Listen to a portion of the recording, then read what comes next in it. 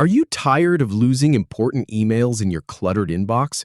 Learn how to turn any email into a task in under 10 seconds. In this quick tutorial, I'll show you the 3 simple steps to add a task from any email in Zoho Mail. Let's dive in. Start by clicking on any email in your inbox to open it. Then, look for the Add Task button and click on it.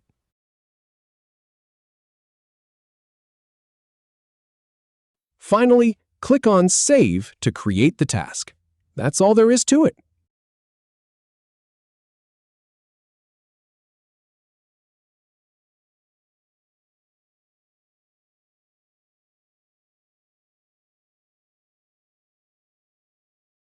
If you have any feedback or if any info is inaccurate, please leave a comment below. We'll do our best to answer or redo the video if needed.